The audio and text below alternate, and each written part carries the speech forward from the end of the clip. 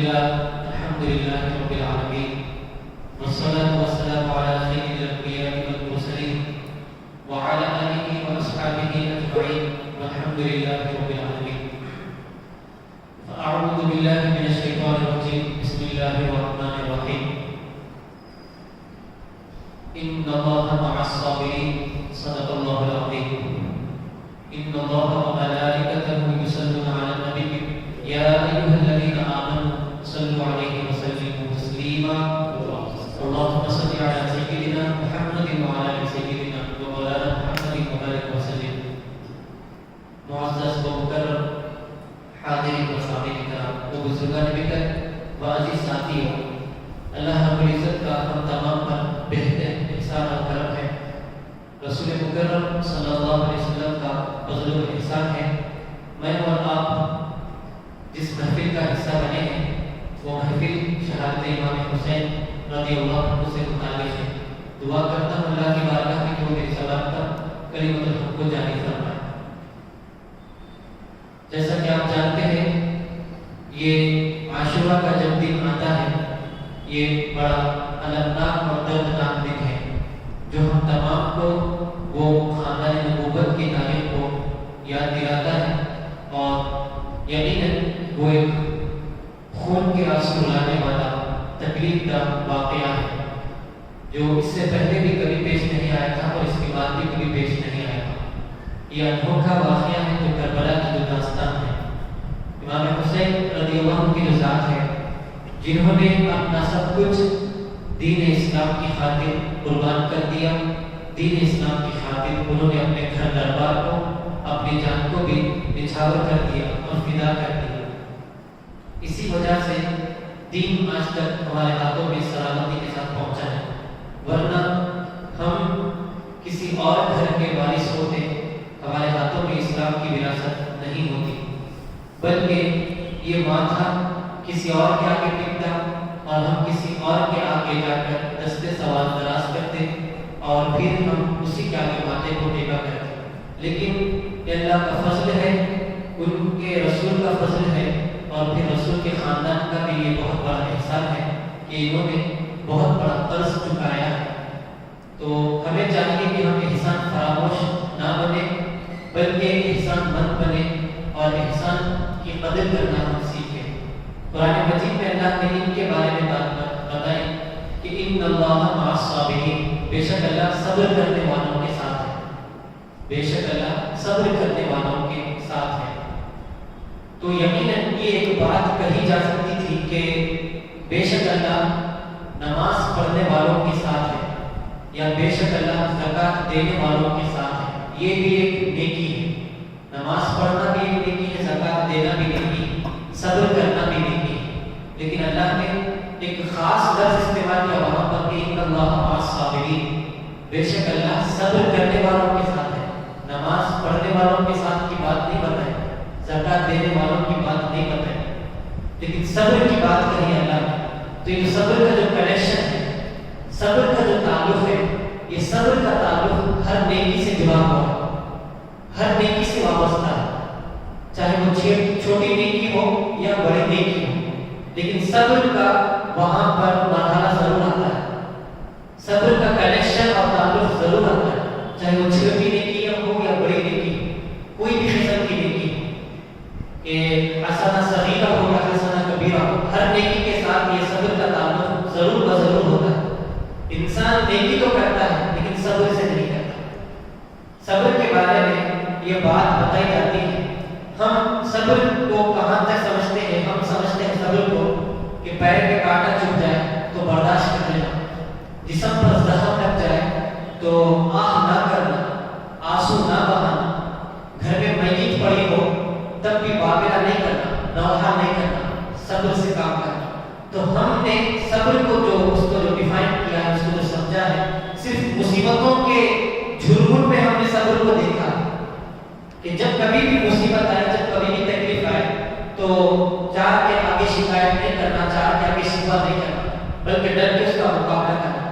تو ہم نے صبر کا جو چہرہ، صبر کو ہم نے صرف اور صرف مصیبتوں کے دائرے میں رکھا. حالانکہ صبر کا جو حصہ ہے وہ مصیبت سے ہٹ کر خوشی کے موقع پر بھی ہے، خوشی کے موقع پر بھی ہے۔ وہ کس انداز سے میں آپ کے سامنے رکھوں؟ خوشی اگر ہو جائے تو خوشی میں شریعت کے حدود کو پامال نہیں کرنا، شریعت کے لیمٹس کو کراس نہیں کرنا۔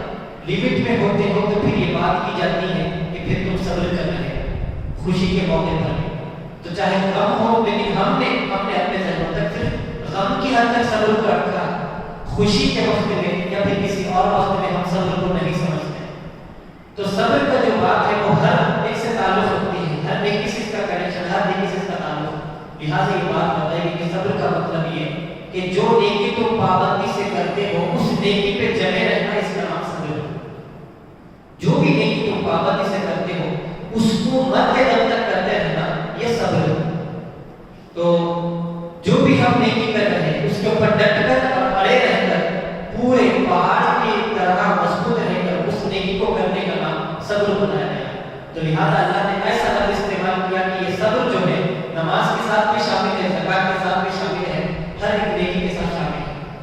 اگر کسی ایک خاص نیکی کو بیان کیا جاتا تو شاید ہو سکتا کہ نماز پڑھنے والوں کے ساتھ اللہ کی رحمت ہے، لیکن اللہ نے ایسا لفظ استعمال کیا کہ وہ نماز والوں کے بھی ساتھ ہے، وہ زکات والوں کے بھی ساتھ ہے۔ ایسا نہیں کہ ایک دن پڑھا ہو دوسرے دن چھوڑ دیا، ایک دن پڑھا ہو دوسرے دن چھوڑ دیا، بلکہ صبر سے کرنا، ریگولر کرنا، پابندی سے کرنا، مسلسل کرنا۔ اس لیے یہ حدیث مبارک ہے کہ بخاری شریف کے اندر یہ حدیث مبارک ہے، حضور نے ارشاد فرمایا کہ ان احب الاعمال الی اللہ، اللہ کی بارگاہ میں سب سے پسندیدہ عمل کون سا ہے؟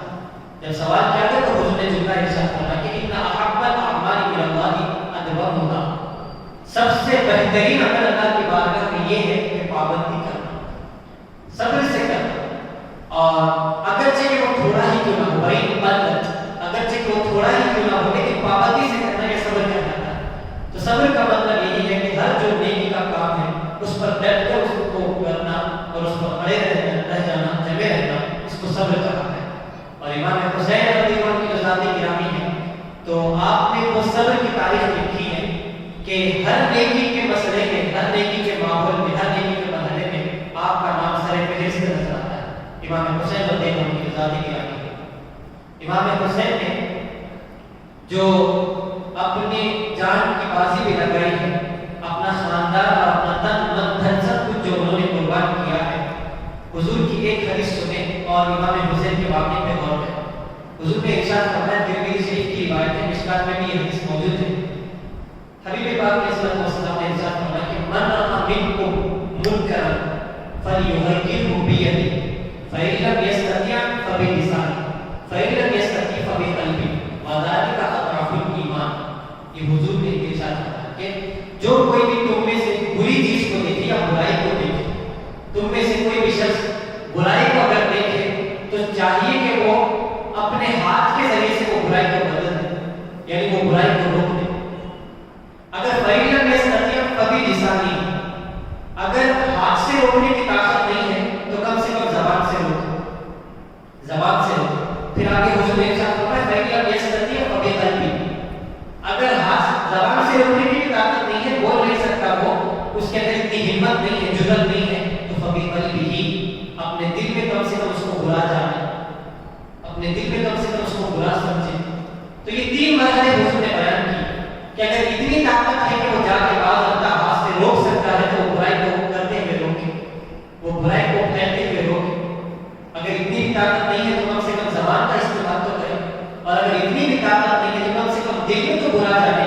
لیکن آؤ امام حسین کے بیک گراؤنڈ کو دیکھو، امام حسین کے خاندان کو دیکھو۔ امام حسین وہ شخصیت تو نہیں ہے جو تیسرے مرحلے پہ عمل کرنے والے ہیں کہ جو دل سے برا جان کے خاموش بیٹھے، بلکہ ان کا جو ایمان ہے وہ ایمان وہ ہے جو ڈائریکٹ رسول اللہ سے انہوں نے حاصل کیا۔ ہم تک ایمان پھر بھی بزرگوں کے ذریعے سے یا یہ نیک لوگوں کے ذریعے سے، صالحین کے ذریعے سے ہم تک پہنچا ہے اسلام، ان علماء کے ذریعے سے، بزرگوں کے ذریعے سے پہنچا ہے، اور صدیوں کے بعد پہنچا ہے، صدیوں کے بعد پہنچا ہے ہم تک، ہم جو موجود ہیں۔ لیکن ان تک جو ایمان پہنچا تھا وہ ایمان وہ تھا کہ انہوں نے خود کھلی آنکھوں سے وحی کو اترتے دیکھا، کھلی آنکھوں سے پیغامات کے اترتے ہوئے انہوں نے یہ مشاہدہ بھی کیا تھا کہ قرآن کی آیتیں اتر رہی ہیں، حضور ایک ایک پیغامات دے رہے ہیں، ایک ایک میسج دے رہے ہیں۔ تو انہوں نے جو سارے منظر دیکھے تھے اپنی آنکھوں کے سامنے دیکھے، دیکھا انہوں نے یہ سب کچھ کیا تو ظاہر سی بات ہے ان کا جو ایمان ہے بڑا مضبوط ایمان ہے.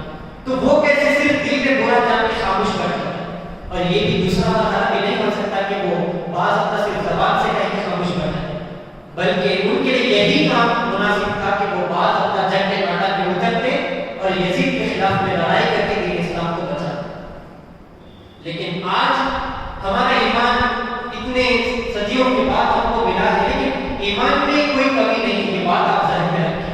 بعض حد تک اس پر بحثیں بھی ہوئی کہ امام بخاری رحمۃ اللہ علیہ نے ٹاپک بھی بات کیا ایمان میں یزید و غیر مسلمان بڑھتا بھی ہے گھٹتا بھی ہے. امام بخاری نے یہ بات کا ٹاپک بنا کہ ایمان گھٹتا بھی ہے کمزور بھی ہوتا ہے.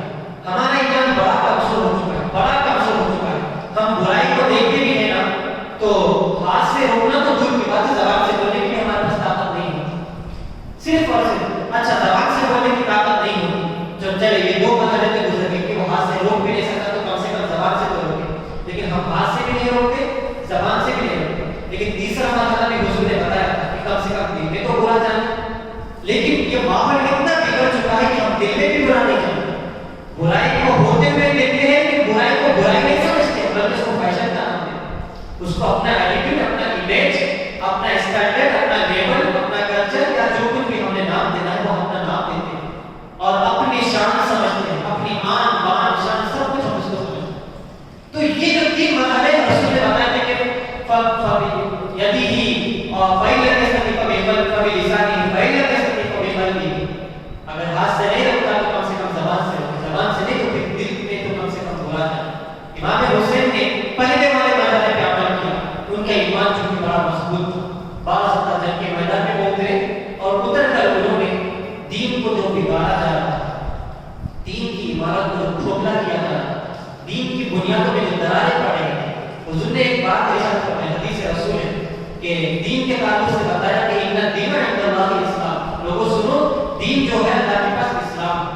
یہ مذہب جو ہے اللہ کے پاس ایک ہی دین ہے. اور یہ مذہب اسلام ایسا مذہب ہے کہ اس کے بارے میں دو انداز ہیں، دو انداز ہیں. وضاحت کے ساتھ یہ بات کرنی گئی کہ وَمَن يَبْتَغِ غَيْرَ الْإِسْلَامِ دِينًا فَلَن يُقْبَلَ مِنْهُ. قیامت میں تم چاہے کوئی بھی دین لاؤ، اگر دین اسلام نہیں لاؤ گے تو وہ دین ایکسیپٹیبل نہیں ہے، وہ دین قابل قبول نہیں. بلکہ وہی دین ایکسیپٹ کیا جائے گا، وہی دین قبول کیا جائے گا جو دین رسول ہے، جو دین اسلام ہے، جو دین اسلام ہے. تو اگر اسلام سے وابستہ ہے تو وہ دین قبول کیا جائے گا. اس دین کے بارے میں یہ بات بتا دی. تو یہاں پر اس دین کو بگاڑنے کی اس نے کوشش کی، اس عمارت کو کھوکھلا کرنے کی اس نے کوشش کی. اور حضور نے یہ موقع کے لیے بات ارشاد فرمائی کہ من اقام فقط اقام الدین ومن هدم فقط هدم الدین. جس نے دین کو کھڑا کیا اس نے دین کو آباد بھی کیا، زندہ بھی کیا.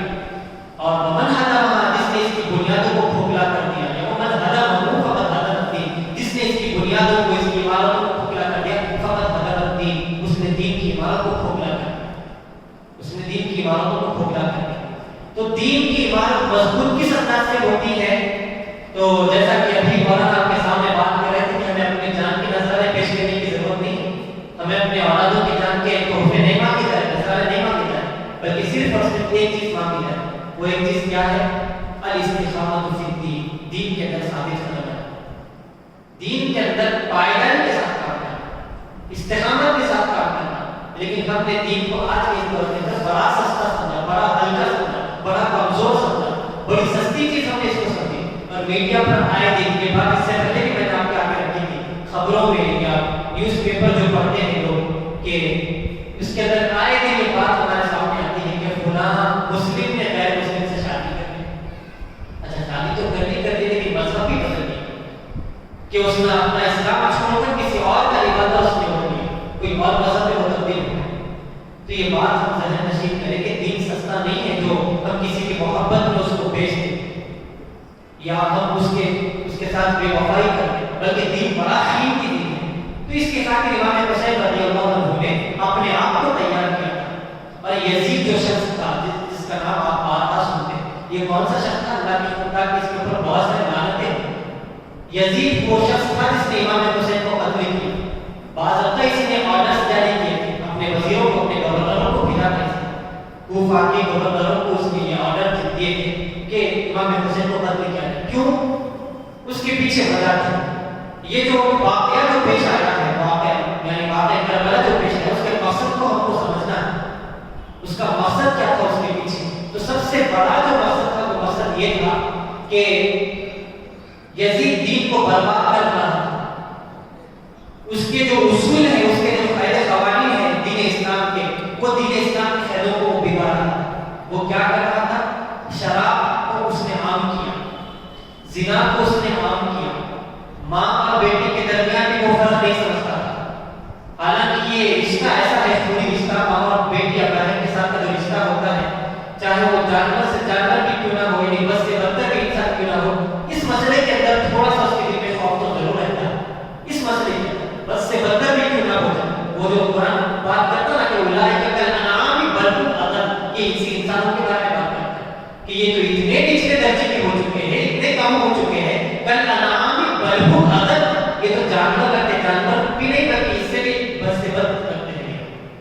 تو یزید جو کام کر رہا تھا یہ کہ اس نے زنا کو عام کیا اور رقص یعنی ناچ گانا باجا تاشا یہ جو چیزیں ہوتی ہیں یہ چیزوں کو اس نے عام کی.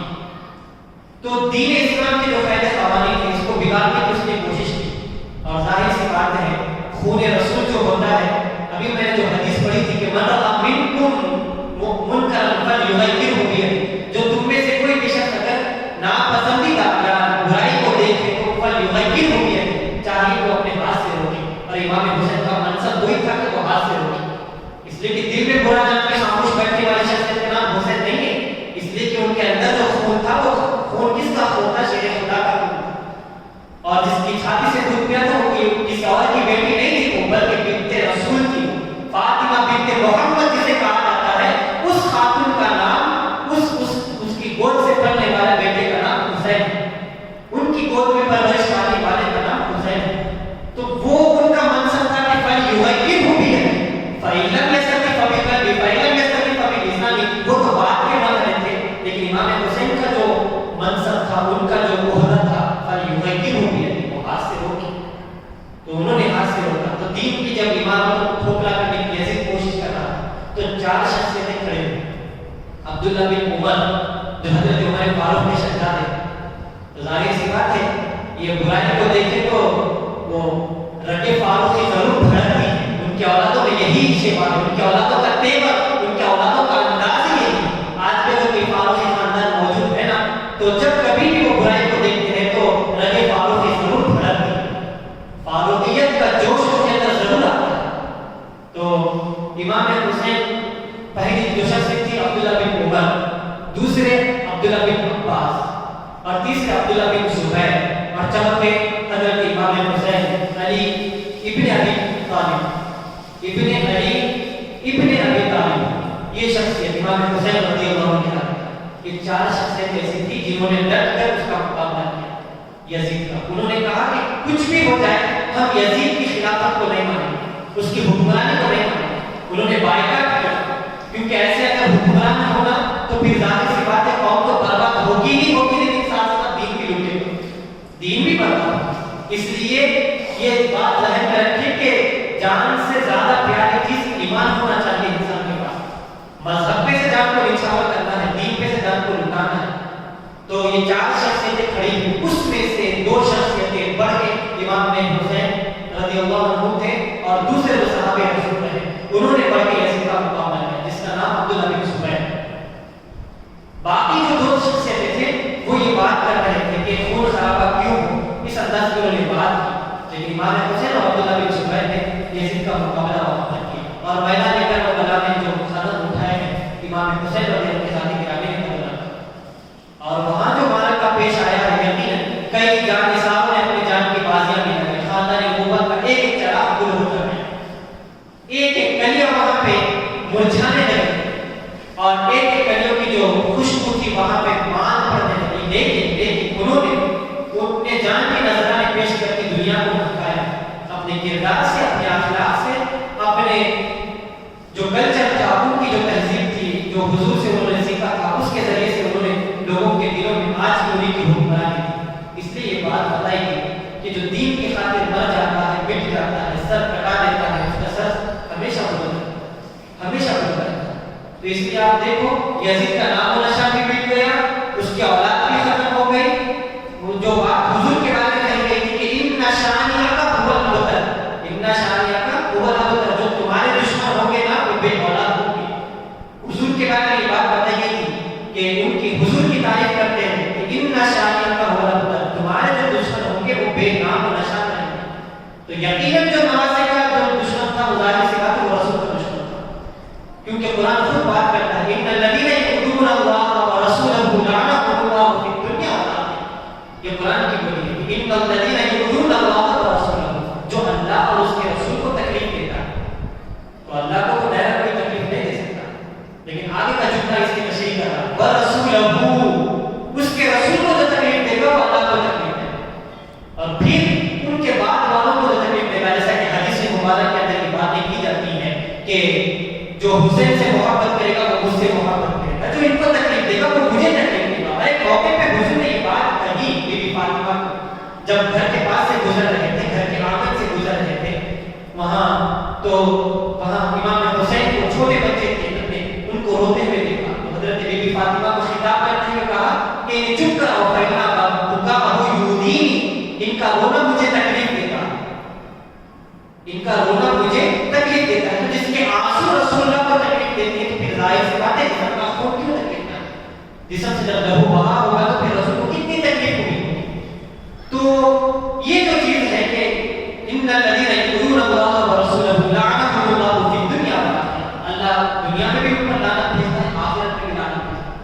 لعنت کیسی بھیجتا ہے؟ نام و نشان مٹا دے گا، نام بھی باقی رہے گا، نشان بھی باقی رہے گا، کچھ بھی باقی نہیں رہے گا. لیکن آپ دیکھو امام حسین کی اولادوں میں لمبی فہرست آپ کو ملے گی، اور تا قیامت تک ان کی اولاد جاری بسر رہے گی. سارے خیموں کو جلایا گیا، سارے خمبے قبیلے کو لوٹا گیا، سب کچھ کیا گیا، لیکن ایک چراغ روشن تھا، امام زین العابدین. امام زین العابدین حسن کی گود سے ایک چراغ تھا، امام حسن مسنہ، اور حسین کی گود سے ایک چراغ تھا، امام زین العابدین علی اوسط جسے کہا جاتا ہے، سجاد جسے کہا جاتا ہے، زین العابدین جسے کہا جاتا ہے. وہ شخص وہاں موجود تھے اور اللہ نے باقی رکھے، کیونکہ معلوم تھا ان کی اولاد سے دشمن نے بھی جنم لینا ہے اور دین اسلام کو آگے تک پھیلانا ہے، پہنچانا ہے. ان کی اپروچ سے جن جن لوگوں نے جنم لیا، امام جعفر صادق جیسی شخصیت پیدا ہوئی، امام باقر جیسی شخصیت پیدا ہوئی، امام موسیٰ کاظم، اور دور آگے بڑھتا گیا، دور آگے بڑھتا گیا، شیخ عبد القادر جیلانی جیسی شخصیت پیدا ہوئی، پھر اور آگے بڑھتا گیا خواجہ غریب نواز معین الدین اجمیری جیسی شخصیت، اور دکن کی سرزمین پہ بڑا جو کارنامہ خواجہ بندہ نواز، یہ سدراس بلند پرواز کا حصہ. تو یہ شخصیت جنم لی، کس کی اولادیں ہیں؟ یہ امام حسین رضی اللہ کی اولاد ہے. یزید نے نہ کوئی محقق، نہ کوئی صوفی، نہ کوئی ولی، نہ کوئی عالم دین پیدا کیا، اس کی اولاد میں کوئی پیدا نہیں ہوا اس انداز کا، لیکن زمانے کو جو دین ملا ہے حسین کے بیٹوں سے ملا رضی اللہ عنہ، حسین کی اولادوں سے ملا. تو آج ہمارے ہاتھوں میں جو دین ہے وہاں پر اگر آپ دیکھیں گے تو پچھلے اگر آپ نظر رکھیں گے تو جیسا بات کہی جاتی ہے کہ ہر کامیاب مرد کے پیچھے کسی نہ کسی کا ہاتھ ہوتا ہے، کسی نہ کسی کا ہاتھ ہوتا ہے. آپ مجھ سے پوچھیں گے تو میں بات کروں گا میرے اساتذہ کا میرے پیچھے ہاتھ ہے، میرے ماں کی دعاؤں کا آسرا ہے پیچھے، ماں باپ کی تربیت ہے، پورا اس انداز سے بات کروں گا. تو کسی نہ کسی کامیاب شخص کے پیچھے ضرور ضرور کسی نہ کسی کا ہاتھ ضرور ہوتا ہے، بغیر کسی کے آسرے و سہارے کے وہ کامیابی کی سیڑھی نہیں چل سکتا. تو ہر ایک کے پیچھے کسی نہ کسی کا ہاتھ ضرور ہوتا ہے. اب آپ اسلام کو اتنا پھلتے دیکھ رہے ہیں، اتنا پھولتے دیکھ رہے ہیں، اور یہ چمک دمک جو جتنی بھی نظر آ رہی ہے، یہ نورانیت ہے، یہ جو روشنی ہے، یہ جو کرنیں ہیں، یہ جو اسلام کی ترقی ہے، اسلام کا جو عروج ہے، اسلام کا جو باغپن ہے، اسلام کی طاقت جو ہے، اسلام کی قوت جو ہے، اسلام کا نشو و نما جو ہے، اسلام کا پرورش ہونا جو ہے، اسلام کا گھر گھر بننا جو ہے، جو آپ دیکھ رہے ہیں، اتنا سب کچھ، اتنے حملے ہونے کے باوجود بھی، لیکن دنیا کا کوئی ایسا خطہ اور دنیا کا کوئی ایسا گوشہ نہیں جہاں کہ اسلام کا پرچم نہ ہو. ہر جگہ اسلام کا پرچم ہے، ہر جگہ اسلام کی بلندی ہے، ہر جگہ اسلام کی عمارت ہے، ہر جگہ اسلام کا فیس ہے، ہر جگہ اسلام کا فیس ہے، ہر جگہ اسلام کی چھاپ ہے، ہر جگہ اسلام کا چہرہ ہے. تو اتنا سب کچھ جو دیکھ رہے ہیں تو اسلام کی کامیابی کے پیچھے حسین کا خون نظر ہے، امام حسین کا لہو آپ کو نظر ہے. انہوں نے اپنی جان دے کے دین کو بچایا. ایک بات ذہن میں رکھو، آج دین پھیلانے کے لیے بہت سے نکلتے ہیں، دین پھیلانے کے لیے جان کی ضرورت نہیں پڑتی، دین بچانے کے لیے جان کی ضرورت پڑتی. دین بچانے کے لیے جان کی ضرورت پڑتی. وہاں بچانا تھا، وہ جو لٹ رہا تھا وہاں بچانا تھا، اس لیے تو کہا نا کسی نے وہ قتل حسین اصل میں مرگ یزید، قتل حسین اصل میں مرگ یزید ہے۔ اسلام زندہ ہوتا ہے ہر کربلا کے بعد، اسلام زندہ ہوتا ہے ہر کربلا کے بعد۔ کربلا جو ہے وہ اسلام کی جائے پیدائش ہے۔ کربلا 10 عاشورہ کا جو دن ہے اسلام کا جنم دن ہے۔ حسین نے اپنی سانسیں دے کے اسلام کو جیون دیا ہے، اسلام کو زندگی بخشی، اسلام کو جو سانس ٹوٹنے کے قریب تھا اس کو بچایا ہے۔ امام حسین رضی اللہ عنہ نے اپنے کردار سے کیا تھا، اور کیوں نہ بچاتے؟ ظاہر سی بات ہے، ایک حدیث مبارک ہے، حضور سجدے کی حالت میں تھے، امام حسین رضی اللہ چھوٹے سے عمر میں آ کے پیٹھ پر سوار ہو جاتے ہیں، حضور کی پشت پہ بیٹھ جاتے ہیں۔ آپ جانتے ہیں، آپ گھروں میں جب نماز پڑھتے ہیں تو بچے آ کے ہماری پیٹھ پہ بیٹھ جاتے ہیں، چھوٹے چھوٹے بچے۔ امام حسین بھی چھوٹے تھے، آ کے حضور کی پشت پہ بیٹھ، پیٹھ پر بیٹھ، حضور نے سجدے کو لمبا کر دیا، سر نہیں اٹھا ہے حضور، اگر میں سر اٹھاؤں گا تو کہیں نیچے نہ گر جائے اور تکلیف نہ پہنچے۔ اس خوف سے، اس خیال سے حضور نے کیا کیا؟ سجدے کو لمبا کر دیا، اور صحابہ چوری نگاہوں سے دیکھ لیا یہ منظر صحابہ نے، اور نماز کے بعد پوچھا کہ کیا بات ہے کہ آپ نے اتنا سجدہ کبھی اتنا لمبا نہیں کیا لیکن آج آپ نے اتنا لمبا سجدہ کیا؟ تو بتائیں کہ میری پشت پہ میرا نواسا تھا، میری پشت پہ میرا نواسا تھا۔ تو یہاں قابل غور جو میں آپ کے سامنے رکھوں گا، نماز میں نانا نے نواسے کو گرنے نہیں دیا تو کربلا میں حسین نانا کے دین کو گرنے کیسے دیا؟ یہاں نماز میں نانا نے نواسے کو گرنے نہیں دیا تو کربلا میں نانا کے دین کو حسین کیسا گرنے دیا؟ کیسا گرنے دیا؟ تو وہاں اپنی جان دے کے حسین نے نانا کے پرچم کو بلند کیا، اسلام کے پرچم کو اونچا کیا۔ تو وہ بات بتائی ہے کہ بلندیوں تک پہنچانے کے پیچھے میرے رسول کا ہاتھ ہے، مجھے پشت پہ جس نے سوال کیا ہے وہ رسول اللہ نے مجھے اونچائی تک پہنچایا ہے، پھر میرا بھی حق بنتا ہے کہ میں ان کے دین کی حفاظت کروں، میں ان کے دین کو میں بچاؤں۔ تو لہٰذا اور ایک بات آپ کے سامنے یہ پچھلی شریعتیں آج موجود نہیں ہے، یہ بات ذہن میں رکھیے، منسوخ ہو گئی پچھلی قوم کی جتنی بھی شریعتیں، حضرت عیسیٰ علیہ السلام کی شریعت ہو، حضرت موسیٰ علیہ السلام کی شریعت ہو، یا پھر پچھلے جتنے یعقوب علیہ السلام، یوسف علیہ السلام، ان لوگوں کو حالانکہ دین ایک ہی ہے، میں شریعت بول رہا ہوں، دین اسلام ہی ہے۔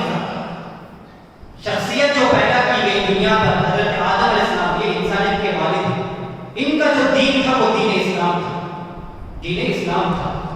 تو دین سب سے پہلے اگر دھرتی پہ لایا ہے کسی نے تو حضرت آدم علیہ السلام نے لایا، اور ہر ایک کا دین اسلام ہی تھا۔ لیکن شریعت مطلب طریقہ، شریعت کا مطلب طریقے میں فرق تھا۔ آج جس انداز سے نماز ہم پڑھتے ہیں پچھلی قوم میں اس انداز سے نماز نہیں پڑھی جاتی، آج جس انداز سے ہم روزے رکھتے ہیں پچھلی قوم میں اس انداز سے روزے نہیں رکھے جاتے، لیکن پھر بھی انہوں نے جو چہرہ، انہوں نے جو شریعت پیش کی تھی، ان کی قوموں نے وہ شریعت کو باقی نہیں رکھا۔ اس کی مثال میں آپ کے آگے رکھوں گا، قرآن کی بولی۔ حضرت عیسیٰ علیہ السلام نے اپنا جو شریعت پیش کیا تھا وہ یہ پیش کیا تھا کہ انی عبد اللہ آتانی الکتاب وجعلنی نبیا، 2 لفظ میں انہوں نے مکمل شریعت پیش کیا۔ اندیشہ تھا ان کو، بھنک رہے تھے وہ، دور اندیشی ان کے پاس تھی، حکمت جسے کہتے ہیں، بینائی جسے کہتے ہیں، دور اندیشی جسے کہتے ہیں کہ قوم آگے جانے کے بعد میرے بارے میں کچھ کہے گی، تو پہلے ہی انہوں نے یہاں پہ کٹا باندھا، پہلے ہی انہوں نے وہ طوفان کا یہیں پہ سامنا کیا۔ انہوں نے کہا انی عبد اللہ، میں اللہ کا بندہ ہوں، میں اللہ کا بندہ ہوں۔ لیکن ان کے آسمان میں اٹھا لے جانے کے بعد ان کی قوم نے وہ جملہ بدل دیا، کیا کہا؟ مسیح ابن اللہ، یہ عبداللہ نہیں، یہ ابن اللہ ہے، اللہ کا بیٹا ہے۔ عیسیٰ علیہ السلام نے بات کیا کی؟ عبداللہ والی بات کی کہ میں اللہ کا بندہ ہوں، لیکن ان کے جانے کے بعد، آسمان میں اٹھا لے جانے کے بعد ان کی قوم نے کیا کہا؟ مسیح ابن اللہ، یہ اللہ کا بیٹا ہے، یہ اللہ کا بیٹا ہے۔ تو وہاں دیکھو آپ پچھلی شریعتیں، ان کے جو طریقے تھے، ان کے جو بات تھے، اور ان کا جو اسلام، ان کا جو قانون تھا، وہ قانون کی اصلی شکل باقی نہیں رہی۔ کیوں باقی نہیں رہی؟ اس وجہ سے باقی نہیں رہی کہ وہاں پہ شیر خدا کا بیٹا بھی نہیں تھا، وہاں فاطمہ کی اولاد بھی تو نہیں تھی، لیکن یہاں پر وہی دین باقی ہے، وہی طریقہ باقی ہے، وہی شریعت باقی ہے جو مکے کے وادیوں میں رسول نے پھیلایا تھا، جو طائف کے میدانوں میں رسول نے امت کے حوالے کیا تھا، اور حجۃ الوداع کے موقع پہ جاتے جاتے حضور نے خطبہ دیا، تاریخ ساز خطبہ دیا، اور دے کے 3 دفعہ جملے دہرائے حضور نے، هل بلغت هل بلغت هل بلغت، لوگوں بتاؤ کیا میں نے پہنچا دیا ہے، کیا میں نے پہنچا دیا ہے، کیا میں نے پہنچا دیا ہے؟ تو پھر صحابہ نے کہا نشہد، ہم گواہی دیتے ہیں انک بلغت کما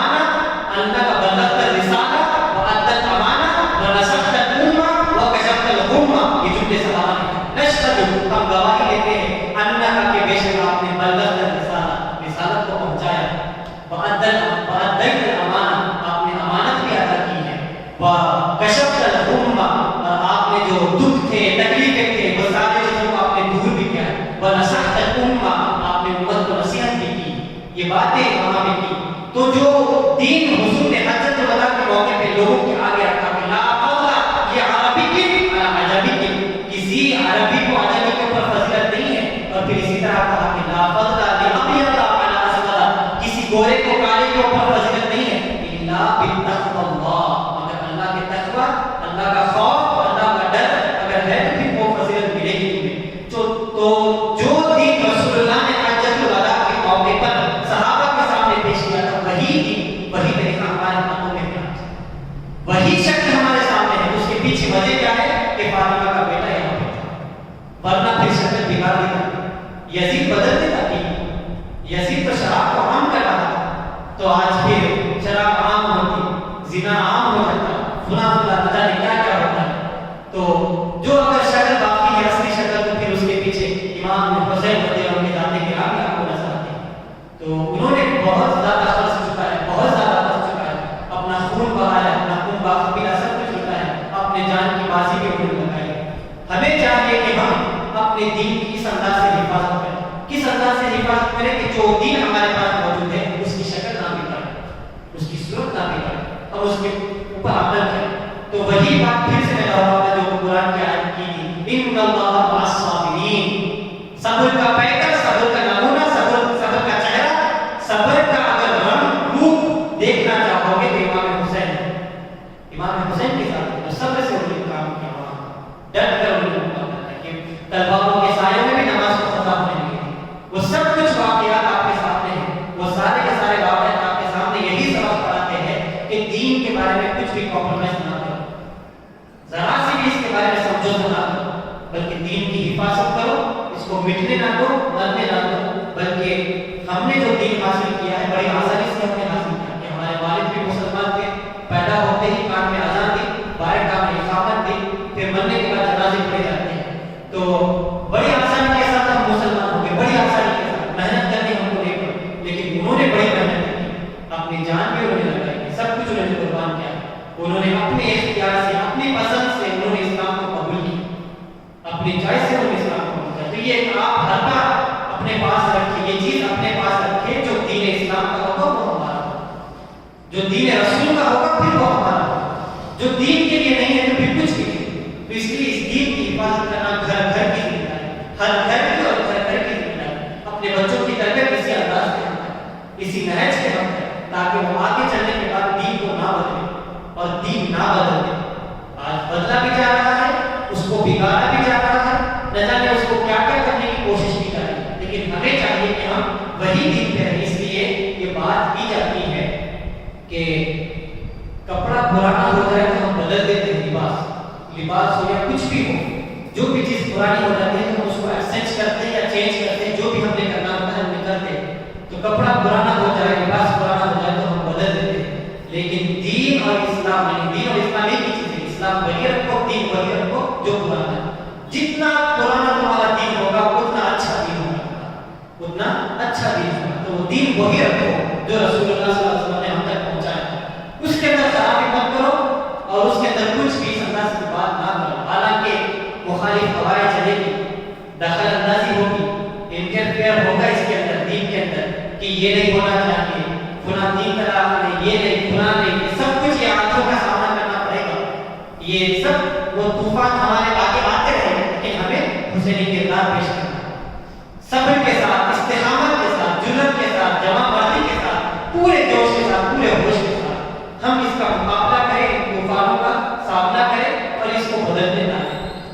اسی کے اوپر ہم قائم اور قائم رہیں، اپنے بچوں کی تربیت بھی ہم اسی کے اوپر کریں، اس کی محبت اور اس کی الفت. اسی لیے تو حضور نے یہ بات بتائی، اگر دین اسلام کو سنبھالنا چاہتے ہیں، دین اسلام کی حفاظت کرنا چاہتے ہیں تو کس انداز سے ہم کریں. اس کی آسان مثال خود حضور نے دی، خود حضور نے دی. حجۃ الوداع کے موقع پہ حضور نے خود یہ بات ارشاد فرمائی، انی ترکت فیکم الثقلین، یعنی انی تعریف فیکم الثقلین، میں تمہیں دو چیزیں چھوڑ رہا ہوں، میں تمہیں دو چیزیں چھوڑ رہا ہوں. حضور نے خود دین کی حفاظت کا ذریعہ بتایا، دین کی حفاظت کے وسائل حضور نے خود بتایا، میں تمہیں دو چیزیں چھوڑ رہا ہوں.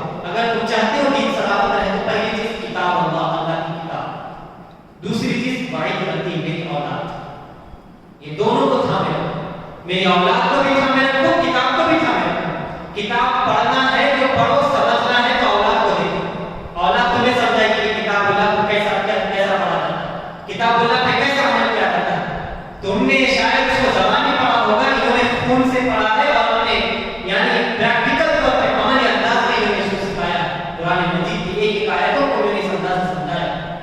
لہٰذا قرآن ان لوگوں کے بارے میں کہتا ہے کہ لا تقولوا لمن يقتل فی سبیل اللہ اموات بل احیاء عند ربهم يرزقون. پھر آگے بڑھنے کے بعد کہا بولنا تو دور کی بات ہے ولا تحسبن الذین قتلوا فی سبیل اللہ امواتا. سوچنا بھی نہیں کہ یہ لوگ ہوتا ہے، اس لیے کہ جو دین کی خاطر مر جاتا ہے وہ مرتا نہیں، وہ زندہ رہتا ہے ہمیشہ. جس کی فکر مر جاتی ہے وہ مر جاتا ہے، لیکن جس کی فکر باقی رہتی ہے وہ باقی رہتا ہے. امام حسین کی فکر باقی ہے، امام حسین کا مشن تھا، ان کا مقصد باقی، تو ان کی زندگی بھی باقی. تو لہٰذا یہی ہم سبق اپنے بچوں کے آگے بھی رکھے، یہی ہم چیز ان کے سامنے رکھے کہ دین کے بارے میں کسی بھی طریقے سے ہم سمجھوتا نہ کریں، بلکہ دین کے مسئلے پہ ثابت قدم رہے اور اس کو لے کے ہم آگے بڑھیں. دین اسلام کی جڑوں کو مضبوط کرنا یہ میری اور آپ کی ذمہ داری ہے، یہ میری اور آپ کی ذمہ داری ہے. اسی لیے تو حبیب پاک علیہ السلام نے ایک بات ارشاد فرمائی جو قابل غور جملہ، ہم نائب رسول ہیں، ہم رسول کے خلیفہ ہیں، جانشین ہیں. یہ بڑا جملہ ہوگا، یہ بڑا جملہ ہے، لیکن یہ جملہ اسی وقت صادق آئے گا جب شریعت میں ہم مکمل عمل کریں گے، تو تب جا کے ہم جانشین رسول، جانشین مصطفیٰ بن سکتے ہیں. حضور نے ایک جملہ ارشاد فرمایا تھا کہ میں جا رہا ہوں حجۃ الوداع کے موقع پہ. ایک تو یہ بات کی کہ 2 چیزیں چھوڑ کر جا رہا ہوں، یہ بات حضور نے کی. اپنے جانے کا بھی اعلان کیا کہ میں رخصت ہو رہا ہوں، ظاہر طور پہ جا رہا ہوں، یہ بات کی. اور 2 چیزیں چھوڑنے کی یہ بات کی، لیکن اپنا جانشین ریپلیس، جسے جانشین جو ہوتا ہے، خلیفہ جو ہوتا ہے، اپنا جانشین کس کو بنایا؟ حضور نے ایک جملہ کہا فَلْيُبَلِّغِ الشَّاهِدُ الْغَائِبَ، فَلْيُبَلِّغِ الشَّاهِدُ الْغَائِبَ. جو اس میدان میں شریک ہے ان کو چاہیے کہ جو نئے ہیں ان تک پہنچائے. تو یہ جو تبلیغ کا جو ذمہ داری ہے، جو تبلیغ کی جو بہت بڑا بار اختیار ہے، حضور نے اس مسئلے کے اندر ہم لوگوں کو، یعنی جو صحیح اور جو شریعت کی جو پابند ہے، ان لوگوں کو اس کا جانشین بنانا ہے. فَلْيُبَلِّغِ الشَّاهِدُ الْغَائِبَ، جو غائب ہے، جو حاضر ہے، ان کو چاہیے کہ وہ غائب تک پہنچائے. تو جو بھی دین مصطفیٰ نے سکھایا ہے وہ دین کو پہنچانا یہ ہماری ذمہ داری ہے، یہ ہماری ذمہ داری ہے. تو ہم کیسا پہنچائیں؟ حسینی کردار کے ذریعے سے پہنچائیں. امام حسین رضی اللہ عنہ نے جس انداز سے دین کو بچایا، جس انداز سے انہوں نے اس دین کو ثابت رکھا ہے، اسی دین کی ہم حفاظت کریں، پریکٹیکل طور پہ ہم اس کے اوپر عمل کریں. دین اسلام کے اوپر اس کی جڑوں کو، اس کی جڑیں مضبوط ہوگی. اور ہم یہی سبق ہم اپنے بچوں کو بھی پڑھائیں. امام حسین رضی اللہ عنہ کے واقعات ان کے سامنے رکھیں اور بتائیں کہ خاندان نبوت جو ہوتا ہے وہ بہت بڑا خاندان ہے. آج کسی کو تولنا ناپنا ہونا تو اس کا بیک گراؤنڈ دیکھا جاتا ہے کہ کس خاندان سے تعلق رکھتا ہے، آوارہ قسم کے لوگوں سے تعلق رکھتا ہے یا گھنٹے ڈاکو لوگوں کے قسم سے تعلق رکھتا ہے، پہلوان خاندان کا ہے. سب سے پہلے ہم وہ دیکھتے ہیں. آج کل تو وہ ریئل اسٹیٹ میں تو بڑے بڑے پہلوان آ جاتے ہیں، تو ہم دیکھتے ہیں کہیں بڑے بیک گراؤنڈ کا اگر ہے تو ظاہر سی بات ہے پیچھا چھڑا لینا چاہیے، بچ جانا چاہیے، تاکہ جان سلامت ہے. وہ جان ہے تو جہان ہے، یہ بات کی بات ہے، جان ہے تو جہان ہے، کیونکہ ہم چھٹکارا پاتے ہیں. تو بیک گراؤنڈ ہم دیکھنے کی کوشش کرتے ہیں. تو پھر دیکھو نا یہاں پر جس نے دین ہمارے ہاتھوں میں رکھا ہے ان کا بیک گراؤنڈ بھی تو دیکھو کہ کتنا بڑا بیک گراؤنڈ رکھا ہے، کتنا بڑا خاندان ہے. اس لیے جاتے سمے اس نے یہ بات کی کہ کتاب اللہ وعترتی، قرآن کا دامن بھی تھامے رکھو، میری اولاد کا دامن بھی تھامے رکھو. پھر اس کی مثال بھی دی کہ میری اولاد کی مثال کیسی ہے؟ نوح علیہ السلام کی کشتی کی طرح. نوح علیہ السلام کی کشتی کی طرح ہے کہ نوح علیہ السلام کے زمانے میں طوفان آیا تھا. قرآن اس بارے میں کہتا ہے فآمن کہ وَاسْنَعِ الْفُلْكَ بِأَعْيُنِنَا وَوَحْيِنَا، اے نوح ہماری آنکھوں کے سامنے کشتی بناؤ، اس لیے کہ طوفان آ گیا، کشتی بناؤ. پھر انہوں نے کشتی بنائی وہاں، اور پھر جو بھی اسلام قبول کرتے وہ کشتی کے اندر سوار ہو. جنہوں نے اسلام قبول نہیں کیا تھا پھر وہ ان کو طوفان آیا اور وہ پانی میں ڈوب گئے اور ہلاک ہو گئے اور ان کا نام و نشان بھی ختم ہو گیا. تو جو نوح علیہ السلام کی کشتی میں سوار ہوئے تو وہ بچ گئے. تو حضور نے یہ مثال دے کے پیش کیا کہ میری اولاد کی مثال بھی نوح علیہ السلام کی کشتی کی طرح ہے. جو میری اولاد کا دامن تھامے رکھے گا پھر وہ صحیح سلامت رہے گا، وہ ڈوبے گا نہیں، وہ ہلاک نہیں ہوگا. تو چاہیے کہ ہم حضور کے گھر والوں سے رشتہ بھی جوڑیں، گھر والوں سے رشتہ بھی جوڑیں، ان کو تھامے رکھیں، ان کو پکڑے رکھیں. اسی پہ دین سلامت ہے، اسی پہ دین سلامت ہے. تو یہ چیز ہم کو کرنی ہے کہ ان سے محبت بھی ہم کریں، ان سے الفت بھی کریں، ہم پیار بھی کریں. اور انہوں نے جو سبق ہم کو پڑھایا ہے وہ سبق ہم ضرور یاد کریں، وہ سبق ہم ضرور پریپیئر بھی کرتا ہوں. تو کچھ باتیں آپ کے سامنے رہی. امام حسین رضی اللہ عنہ نے کربلا کے میدان کے اندر اپنی جان جو داؤ پہ لگی ہے، اس کے پیچھے مقصد یہی تھا کہ دین کو بچانا. کو بچانا، اس کی حفاظت کرنا. انہوں نے جتنی ہو سکتا انہوں نے کوشش کی، حتیٰ کہ اپنے جان بھی انہوں نے اپنا خاندان اپنا سب کچھ قربان کر دیا. تو کل کے روز بھی اگر ہم کو کربلا سجانا پڑے تو پھر ہم اس سے پیچھے نہ آئیں. کربلا کو پھر سے سجانا اگر سجانا پڑے، اس لیے کہ دین قدم قدم پہ کبھی احد مانگتا ہے تو کبھی بدر مانگتا ہے تو کبھی کربلا مانگتا ہے. تو یہ داخلہ ہے کہ ختم نہیں، یہ شہادت کا سلسلہ چلتا ہے. تو کل کے روز بھی اگر بدر مانگا تو بدر دے، احد مانگا تو احد دے، کربلا دین کی خاطر سب کچھ قربان کر دو، سب کچھ قربان کر دو. پھر جب دین کی خاطر سب کچھ قربان کرو گے تو تمہیں وہ منصب، وہ عہدہ، وہ زندگی جو ملے گی وہ ہمیشہ کی زندگی ہمیں نصیب ہوگی. آخر میں اللہ کی بارگاہ میں یہی دعا کرتا ہوں کہ میرے اللہ امام حسین کے کردار پر عمل کرنے کی توفیق عطا فرما. یا اللہ دین اسلام کی حفاظت فرما. یا اللہ دین اسلام کی جڑوں کو مضبوط فرما. یا اللہ اس کے ایک ایک حکم پر عمل کرنے کی توفیق عطا فرما. اس پر عمل پیدا ہونے کی توفیق عطا فرما. اپنے لہو سے، اپنے کردار سے، اپنے اخلاق سے، اپنے عمل سے اس دین کی حفاظت کرنا نصیب فرما. میرے اللہ ہمارے بچوں کو دین اسلام پر ہمیشہ قائم اور دائم رہنے کی توفیق عطا فرما. خاتمہ بالخیر فرما. وقت اخیر یا اللہ ہم تمام کے زبانوں میں کلمہ طیبہ کو جاری و ساری فرما. میرے اللہ اسلام کی موت نصیب فرما. اسلام پر مرنا نصیب فرما. اسلام پر جینا نصیب فرما. یا رب العالمین اس دین کی خاطر جن جن شہداء نے اپنا لہو بہایا ہے ان شہداء کا واسطہ میرے اللہ ہم تمام کی جان، مال، آبرو، عزتوں کی حفاظت فرما. میرے اللہ ہمارے مائیں اور بہنوں کی حفاظت فرما. ہمارے بیٹیوں کی حفاظت فرما. ان کے حیا کی حفاظت فرما. یا اللہ ہمارے بچوں کے مستقبل کو روشن فرما. ہمارے بچوں کے مستقبل کو روشن فرما. یہ چھوٹے چھوٹے جو بچے ہیں کل کا ان کو عالم دین بنا، عالم باعمل بنا، حافظ قرآن بنا، حافظ شریعت بنا. یا اللہ جو عمر رسیدہ ہے ان کی عمر میں ترقی عطا فرما. جو کمزور ہے، نادوان ہے، یا اللہ ان کو طاقت، قوت، ہمت عطا فرما. میرے اللہ جو بیمار ہے ان کو صحت یابی عطا فرما. ان کو ان کی نس کی بیماری کو دور فرما. اس وائرس کے اندر جو بھی مبتلا ہے یا اللہ ان کو صحت یابی عطا فرما. اس وائرس کا دنیا سے خاتمہ فرما. میرے اللہ یہاں جتنے لوگ موجود ہیں، جس کے جو بھی مقصد ہیں، جائز تمنا ہے محفل شہادت حسین میں جن لوگوں نے بھی شرکت کی ہے یا اپنے گھروں میں بیٹھ کے مائیں بہنیں سن رہی ہیں، ان تمام کے جائز مقصدوں کو کامیاب عطا فرما. یا اللہ ہمارے جائز تمناؤں کو پورا فرما. میرے اللہ ہمارے مقاصد میں ہم کو کامیابی عطا فرما. میرے مالک حبیب پاک علیہ الصلوۃ والسلام کا واسطہ، ان کے بیٹوں کا واسطہ، ان کے خاندان کا واسطہ میری چھوٹی چھوٹی دعا کو قبول اور منظور فرما. ان اللہ و ملائکتہ یصلون علی